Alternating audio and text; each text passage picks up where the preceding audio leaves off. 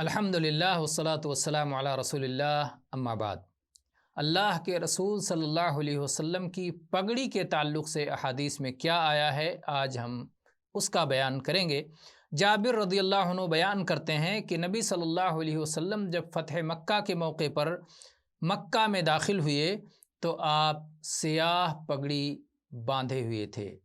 یہ صحیح مسلم میں بھی روایت ہے 1358 نمبر پر، اور اسی طرح سے عمرو بن حریث رضی اللہ عنہ کی روایت ہے کہ نبی صلی اللہ علیہ وسلم نے لوگوں کو خطبہ دیا، تقریر فرمائی، اور آپ کالی پگڑی باندھے ہوئے تھے۔ یہ حدیث صحیح مسلم میں 1359 نمبر پر ہے۔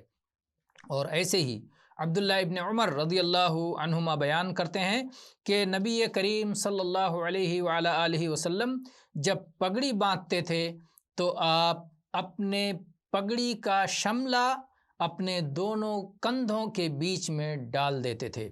اور اسی طرح سے نافع کا بیان ہے کہ عبداللہ ابن عمر رضی اللہ عنہما بھی ایسے کرتے تھے، اور عبید اللہ کہتے ہیں کہ قاسم ابن محمد اور سالم بھی اسی طرح کرتے تھے، یعنی جب پگڑی باندھتے تھے تو پگڑی کا شملہ جو پیچھے حصہ لٹکا ہوا ہوتا ہے وہ اپنے دونوں کندھوں کے بیچ میں ڈال دیتے تھے۔ یہ روایت سنن ترمذی میں 1376 نمبر پر ہے۔